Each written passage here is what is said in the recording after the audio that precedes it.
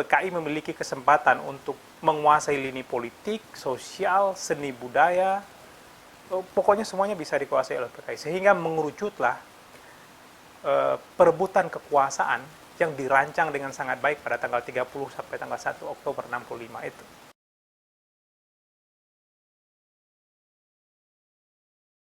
Bismillahirrahmanirrahim. Assalamualaikum warahmatullahi wabarakatuh. Sahabat-sahabat pecinta ilmu, kita bertemu kembali. Kali ini kita akan membahas tentang seorang tokoh ulama karismatik yang sangat terkenal, yakni Buya Hamka. Kita akan membahas dari sudut pandang Buya Hamka sebagai seorang politisi yang pernah dipenjara oleh pemerintah pada zaman demokrasi terpimpin yang ditentang oleh Hamka sebenarnya. Nah, dalam membahas ini tentu kita tidak terlepas dari satu kelompok yang sangat berpengaruh ketika itu, yakni Partai Komunis Indonesia. Ketika Hamka dipenjara, Partai Komunis Indonesia inilah yang sepertinya berada di lingkaran kekuasaan Soekarno pada waktu itu.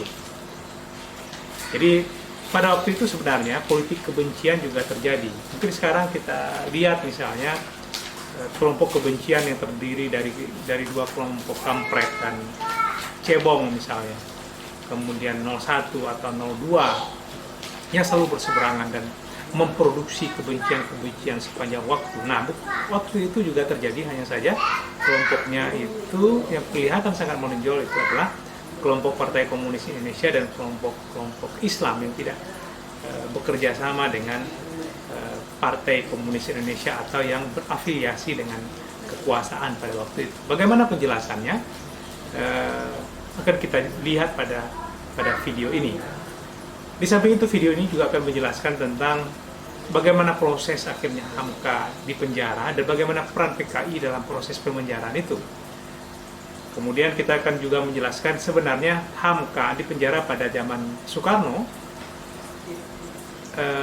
dan sepertinya dia tidak mendapat perlindungan dari Presiden Soekarno pada waktu itu, yang padahal sebenarnya Soekarno itu adalah sahabat dan kolega Hamka jauh sebelum Indonesia merdeka. Bahkan yang mengajak Hamka ke Jakarta pun Soekarno sebenarnya. Nah, itu akan kita lihat juga dalam penjelasan ini. Kemudian yang terakhir, bagaimana perseteruan antara Hamka Soekarno itu selesai, dan bagaimana pula seorang tokoh yang berafiliasi dengan PKI yang ikut sepertinya memfitnah Hamka juga selesai perselisihannya dengan Buya Hamka. Kita simak dalam penjelasan berikut. Membahas tentang penjara Buya Hamka, kita tidak akan lepas dari satu kelompok penting yang seperti yang saya sampaikan tadi, yakni PKI atau Partai Komunis Indonesia. Seperti yang sudah sama-sama kita ketahui, PKI pernah 2 kali gagal merebut kekuasaan, yakni pemberontakan tahun 1926 dan 1948. Nah, itu terjadi sebenarnya sebelum peristiwa G30 SPKI yang sangat terkenal itu, yang dilaksanakan pada tanggal 30 September tahun 65. Peristiwa itu sendiri menewaskan 7 orang jenderal dan perwira Angkatan Bersenjata Republik Indonesia. Di antara 7 itu ada yang jenderal, ada yang perwira. Kita kenal mereka sekarang sebagai pahlawan revolusi. Sebenarnya persiapan pengendalian kekuasaan untuk kali ketiga itu kelihatannya kalau kita pelajari sekarang itu sudah sangat matang, luar biasa. Rentang waktu kejadiannya pun cukup signifikan, yakni pada tahun 59 ketika dekrit Presiden membubarkan konstituante sampai rentang tahun 65. Pada saat itu kita berada dalam keadaan pemerintahan sistem demokrasi terpimpin. Kekuasaan presiden dalam demokrasi terpimpin ini sangatlah besar, sehingga PKI memiliki kesempatan untuk menguasai lini politik, sosial, seni budaya, pokoknya semuanya bisa dikuasai oleh PKI. Sehingga mengerucutlah perebutan kekuasaan yang dirancang dengan sangat baik pada tanggal 30 sampai tanggal 1 Oktober 65 itu. Sebenarnya kalau kita pelajari sejarah itu hampir berhasil. Hanya saja memang ada kekuatan lain yang membuat peristiwa itu menjadi gagal. Nah, kita akan masuk bagaimana hubungannya PKI dengan pemenjaraan Buya Hamka. Di bidang seni budaya, organisasi massa atau Ormas PKI dikendalikan oleh Lembaga Kebudayaan Rakyat atau disingkat dengan Lekra. Lekra didirikan oleh dua tokoh PKI, yakni Nyoto dan DN Aidit. Ada lembaga seni di luar Lekra, yakni Lembaga Kebudayaan Nasional atau LKN. LKN ini adalah merupakan organisasi underbow Partai Nasional Indonesia atau PNI.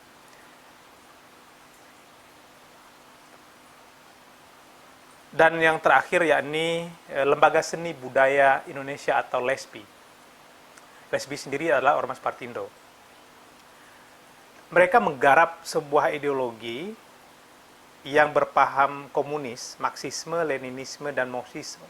Ini semua ideologi beraliran kiri. Dan cenderung sebenarnya gerakan kebudayaan ini anti terhadap Islam. Nah, di sini kita melihat mulai ada potensi perbenturan antara kelompok ini dengan Hamka. Mereka memusuhi seniman-seniman non komunis. Nah, soal LKN ini cukup penting kita bahas. Sebenarnya pada awal pembentukan LKN dimaksudkan sebagai usaha untuk mengimbangi kegiatan-kegiatan Lekra. Jadi karena Lekra itu terlalu ke kiri, LKN itu berharap bisa mengimbangi supaya PKI itu jangan terlalu kiri-kiri amat. Nah, usaha untuk mengimbangi kegiatan-kegiatan Lekra itu diketuai oleh Sitomorang sebagai penggagas LKN. Dasar pembentukan LKN sebagaimana dinyatakan oleh Sitor itu ternyata tidak sejalan dengan pelaksanaannya dalam prosesnya. Kegiatan LKN khususnya Sitor sendiri bukannya mengimbangi kegiatan Lekra dengan menunjukkan warna yang baru atau filosofi baru. Tetapi mereka sebenarnya mengimbangi Lekra dalam arti menjadi kawan dalam mewujudkan cita-cita revolusi yang berorientasi ke kiri.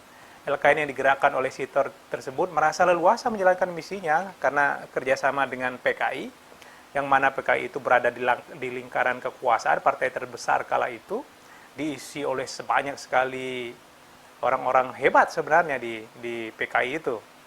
Jadi mereka merasa leluasa untuk bekerja sama dengan LKI. Bahkan dalam perkembangannya LKN ini, kadang-kadang justru lebih maju dari Lekra sendiri dalam memusuhi musuh-musuh revolusi di bidang kebudayaan. Jadi dasar pembentukan LKN untuk mengimbangi Lekra yang terlalu berpaham kiri sehingga jangan terlalu ke kiri-kirian itu menjadi tidak relevan lagi dalam pelaksanaan LKN berikutnya. Mereka bekerja sepanjang waktu untuk mendukung terlaksananya pengambilan kekuasaan untuk jangka panjang. Salah satu di antaranya adalah pembentukan opini di media massa, terutama surat kabar. Di masa Orde Lama, PKI memiliki beberapa surat kabar. Surat kabar itu koran. Ya kalau sekarang itu, karena waktu itu belum ada media sosial, nih sekarang mereka sebenarnya menguasai itu, media informasi lah, kira-kira begitu. Untuk menyokong gerak dan pemikiran mereka. Nah, di antara yang mereka miliki itu adalah Harian Rakyat, Bintang Timur, dan Warta Bakti. Nah, dari ketiga itu, Bintang Timur lah trompet yang paling keras menyuarakan suara PKI dan menyuarakan serangan-serangan terhadap seniman sastrawan yang tidak berada di lingkungan Lekra atau yang tidak sama ideologinya dengan PKI. Mereka punya rubrik khusus untuk menyiarkan propaganda itu yang bernama Lentera. Lentera itu ya artinya suluh sebenarnya, penerang begitu. Tetapi dalam konteks ini tidak seperti itu. Nah, pengelola rubrik Lentera adalah sastrawan novelis yang luar biasa terkenal, yakni Pramudia Anantatur. Beliau sendiri sebenarnya hidup tahun 1925 sampai meninggal pada tahun 2006. Karya-karyanya luar biasa banyak dan bagus karya-karya beliau ini. Sudah difilmkan juga dan beliau luar biasa hebat sebenarnya dalam menulis. Tetapi dalam konteks ini kita tidak bicara tentang bagaimana kiprahnya dalam seni dan budaya, tetapi bagaimana kiprahnya ikut membantu dalam menyerang Hamka. Lentera pada tahun 63 sampai 65 terus-menerus menyerang seniman yang berseberangan dengan Lekra atau PKI. Beberapa yang dihajar oleh mereka atau oleh kelompok ini, diantaranya yang paling tajam itu adalah Buya Hamka yang mereka hajar. Hamka dibabat habis-habisan dan Pram dengan bahasa yang tidak pantas. Ia diburuk-burukan dengan berbagai cara, dari tuduhan pada karya termasuk pada menyeret urusan pribadi. Bingkai atau framing yang dibangun Lekra adalah bahwa sastrawan dan seniman Islam atau anti PKI tidak pantas menjadi seniman. Jadi yang pantas menjadi seniman itu ya PKI atau orang-orang yang terafiliasi dengan mereka atau orang-orang yang bekerja sama dengan Lekra. Tuduhan terbesar terhadap Hamka terjadi awal tahun 63. Lekra lewat Harian Rakyat dan Bintang Timur mengangkat headline novel Hamka yang berjudul Tenggelamnya Kapal Van der Wijk yang sudah difilmkan itu dan bagus sekali, yang salah satu tokohnya itu Zainuddin itu, merupakan hasil giblakan menurut Lekra. Argumentasi itu diambil dari pendapat seorang penulis bernama Ki Panji Kusmin. Sedangkan di Harian Bintang Timur, di rubrik Lentera yang dikelola Pramudia Antantur, Hamka dituduh mencuri karangan asli dari pengarang Alphonse Sauquer, seorang penjaga Prancis. Berbulan-bulan koran itu yang berhaluan PKI itu menyerang dan memfitnah Hamka habis-habisan. Roman Hamka yang laris pada tahun 60-an, dan itu pernah diumumkan oleh Hamka, begitu dia mengumumkan bahwa tulisannya laris, dia langsung diserang. Pram memfitnah Hamka lewat tajuk yang ditulis di rubrik Lentera Harian Bintang Timur. Tajuk itu berjudul Aku Mendakwa Hamka Plagiat. Skandal Sastra Indonesia 62-64. Luar biasa serangan terhadap Hamka. Pram menuding karya Hamka mirip dengan film Dumu El Hab, Air Mata Cinta, yang diadaptasi dari karya Al-Manfaluti, Majdulin, dan Mahdalena di bawah naungan Pohon Tilia. Sejumlah pelajar Indonesia di Moskow atau di Uni Soviet atau sekarang Rusia ikut menghajar habis-habisan Hamka. Nah, bagaimana cara menghabiskan nama Hamka atau bagaimana cara menghancurkan Hamka? Buku atau novel Kasus Tenggelamnya Kapal Van der Wijk bukan hanya persoalan sastra, tapi sebenarnya itu merupakan persoalan politik. Hamka menjadi musuh utama Lekra karena di samping sebagai sastrawan, dia adalah tokoh besar Muhammadiyah dan Masyumi. Dua organisasi ini bertentangan dengan PKI dan dalam beberapa kesempatan juga berseberangan dengan Soekarno, Muhammadiyah dan Masyumi. Nah, situasi politik di balik kasus tuduhan plagiarisme Hamka memang sedang panas pada saat itu. Kekuatan politik nasional saat itu cenderung ke arah kiri atau komunis, pemberontak pemerintahan Revolusi Republik Indonesia atau PRRI yang terjadi di Sumatera pada waktu itu telah dimusnahkan atau telah ditumbangkan oleh militer pemerintah. Majelis Syuro Muslim Indonesia atau Masyumi, tempat Hamka bernaung atau pernah bernaung, dan Partai Sosialis Indonesia atau PSI yang terlibat PRRI pada waktu itu juga sudah dibubarkan oleh Presiden Soekarno. Soekarno dan Hamka pun berseberangan sejak saat itu. Mereka padahal sebenarnya pernah menjadi kawan dekat. Nanti akan kita ceritakan. Nah, Partai Komunis Indonesia dan ormas-ormas terafiliasi dengan mereka berada di atas angin tentunya, hampir menguasai seluruh kekuasaan yang ada di Indonesia pada waktu itu dengan sangat dekatnya mereka dengan penguasa atau presiden. Pihak yang berseberangan dengan kelompok-kelompok PKI ini mereka sebut dengan namanya kontra-revolusioner. Jadi polarisasi waktu itu sangat amat jelas. Kaum revolusioner dan kelompok kontra-revolusioner. Atau kawan dan lawan. Tidak ada yang lain. Kawan, kalau nggak jadi kawan, yang jadi lawan. Tuduhan plagiat Hamka bukan sekedar kasus kritik sastra sebenarnya, melainkan kegiatan bertendensi politik terhadap Hamka sebagai seorang tokoh Islam dan seorang ulama yang tersohor. Hamka sendiri sebenarnya banyak diamnya, dia tidak mau merespon kejadian tersebut. Ia sebenarnya justru menyerahkan tuduhan-tuduhan itu kepada para ahlinya. Kepada wartawan Gema Islam pada tanggal 1 Oktober 62, 3 tahun sebelum kejadian G30 SPKI itu, Hamka mengatakan bahwa caci maki dan tuduhan plagiat itu tidak akan menjatuhkannya. Ia mengharapkan agar novelnya yang berjudul Tenggelamnya Kapal Van der Wijk yang dituduh plagiat itu diteliti secara ilmiah oleh para ahli sastra untuk menentukan apakah itu hasil curian, saduran, atau asli secara pasti. Hamka berharap dibentuk panitia kesusastraan yang bersifat ilmiah di bawah Fakultas Sastra Universitas Indonesia. Dan ia bersedia memberikan keterangan untuk memastikan bahwa karyanya tidak plagiat. Polemik sastra itu hampir membunuh dalam tanda kutip Hamka sebagai seorang penulis. 2 tahun Hamka dihajar fitnah lekra. Puncaknya, Hamka dijebloskan dalam penjara. Ia ditangkap lewat fitnah dengan tuduhan terlibat dalam komplotan berencana terhadap pembunuhan Presiden Soekarno. Luar biasa.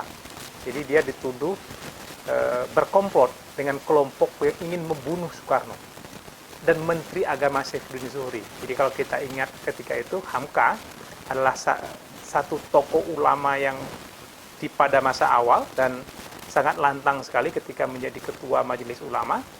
Dia justru menentang pemerintah dengan mengharamkan pemberian ucapan selamat untuk perayaan Natal. Bahkan dulu saya pernah membaca sebuah buku, saya lupa judulnya, ketika berumur 14 sampai 15 tahun. Ada satu kalimat yang saya ingat betul sampai sekarang ketika Hamka di penjara. Dalam buku itu disebutkan bahwa pernah terlintas dalam pikiran Hamka yang sangat gundah gulana waktu itu, ditekan oleh perasaan yang luar biasa, melemahkan dia. Pernah ada niat untuk mengakhiri hidupnya dengan menyilet nadi yang berada di tangannya. Tetapi alhamdulillah itu tidak terjadi. Buya Hamka ditahan selama 28 bulan atau sekitar 2 tahun 4 bulan tanpa diadili, dan tuduhan itu belakangan sebenarnya terbukti palsu. Justru semasa ditahan itulah Hamka, seperti yang kita sebutkan tadi, menyelesaikan tafsirnya yang monumental, yakni tafsir Al-Azhar. Setelah berpuluh-puluh tahun setelahnya baru ada ulama kita yang menerbitkan tafsir yang juga monumental, yaitu tafsir Al-Misbah, Profesor Quraish Shihab, sama-sama alumni Kairo. Hamka itu pernah diberi doktor dari Kairo walaupun dia tidak bersekolah seperti yang lain di sana. Sesuai rencana, Buya Hamka sebenarnya akan menjalani penyiksaan fisik bertepatan ketika meletusnya Gestapo yang melakukan perebutan kekuasaan 1 Oktober 65 itu tadi.